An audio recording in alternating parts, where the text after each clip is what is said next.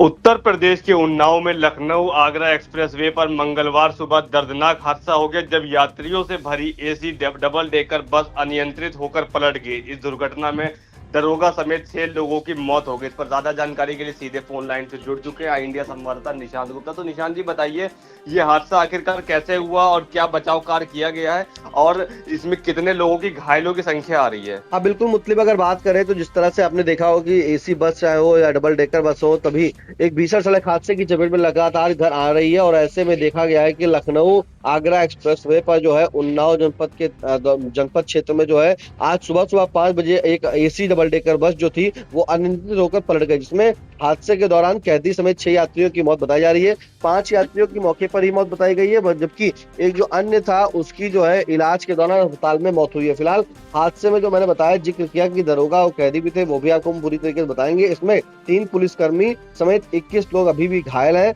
और ये जो बस थी वो दिल्ली से बिहार जा रही थी। उस बस में करीब 30 लोग सवार थे। इस हादसे को लेकर के सीएम योगी आदित्यनाथ ने भी इसका संज्ञान लिया है। फिलहाल जानकारी जो मुतलिब मिली है कि जो घायल लोग हैं उनका इलाज अभी भी चल रहा है और काफी भयंकर यह हादसा हुआ है उन्नाव में। और लखनऊ आगरा एक्सप्रेस वे पे सभी बस में सवार थे।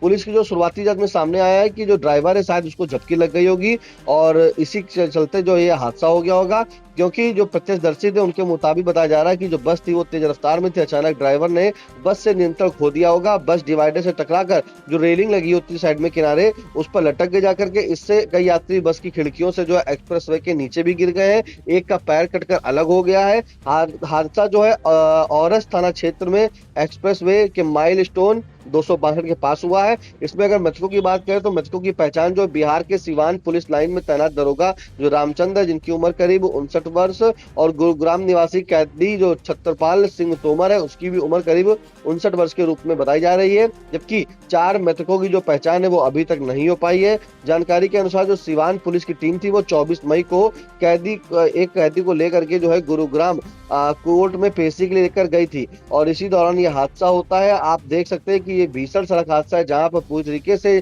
जो डबल डेकर बस थी ये जो है पलट गई है और पुलिस ने रेस्क्यू कर जो है घायलों को अस्पताल भिजवाया है।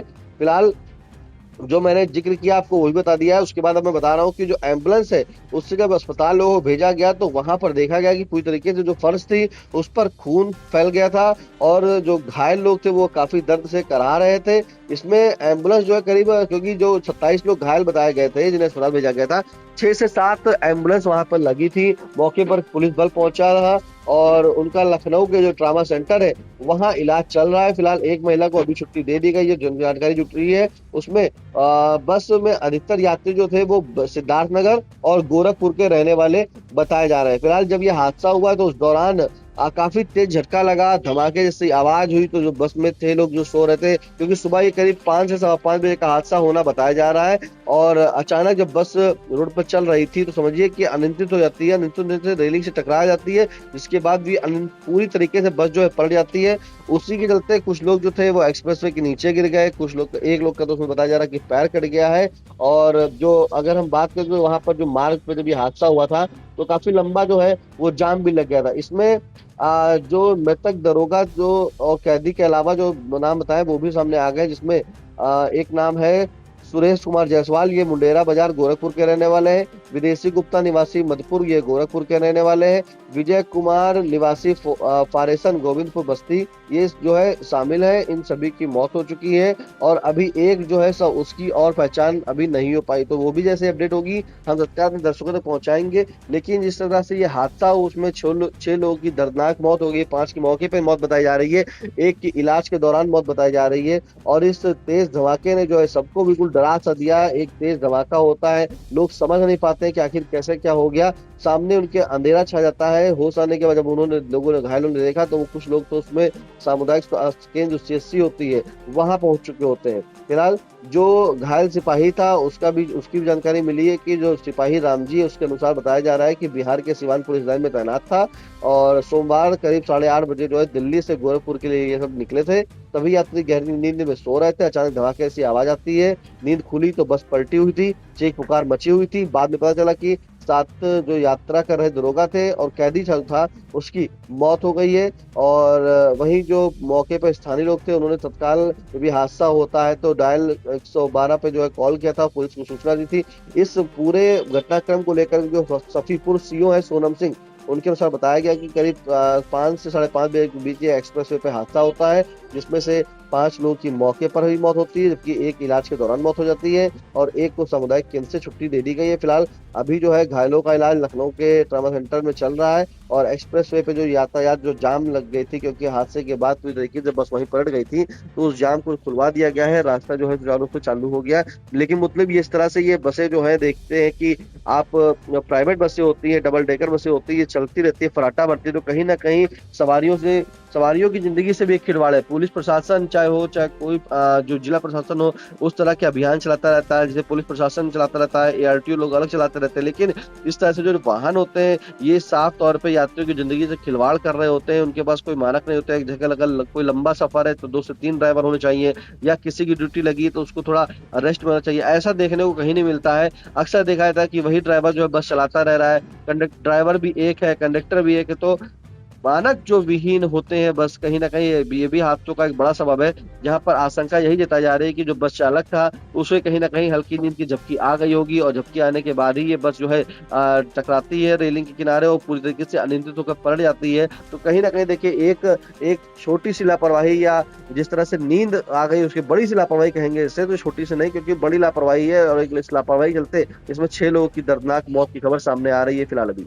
जी बिल्कुल, तो उन्नाव एक्सप्रेसवे पर हुए इस भीषण हादसे ने कई परिवारों की खुशियां एक पल में छीन ली। तेज रफ्तार और लापरवाही किस तरह जानलेवा बन सकती है, ये हादसा उसकी दर्दनाक तस्वीर बनकर सामने आया है। हादसे में 6 लोगों की मौत और करीब 21 लोग घायल होने की जानकारी मिल रही है। फिलहाल घायलों का इलाज जारी है और प्रशासन दुर्घटना की जांच में जुटा हुआ है। अब सवाल यही है कि आखिर एक्सप्रेसवे पर लगातार हो रहे हादसों पर कब रोक लगेगी और यात्रियों की सुरक्षा के लिए क्या सख्त कदम उठ पाएंगे। इन तमाम जानकारी के लिए निशांत जी आपका बहुत बहुत धन्यवाद। हाँ, सुबह 5:30 बजे का ये हादसा है। हमारे हॉस्पिटल में टोटल 28 लोग आए थे और जिसमें से 21 जो है काफ़ी क्रिटिकल कंडीशन पे थे, जिनको हम लोगों ने अपनी टीम के साथ में प्राथमिक उपचार देते हुए उनको एम्बुलेंस के साथ में सीधा मेडिकल कॉलेज लखनऊ के रेफर किया गया।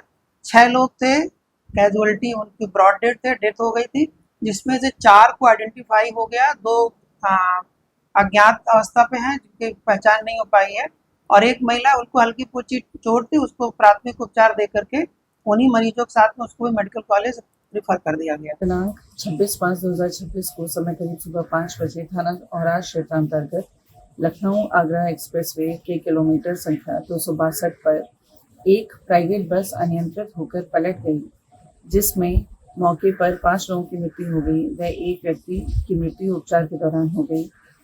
करीब 20 लोग घायल हुए, जिनको हायर सेंटर लखनऊ रेफर कराया गया है।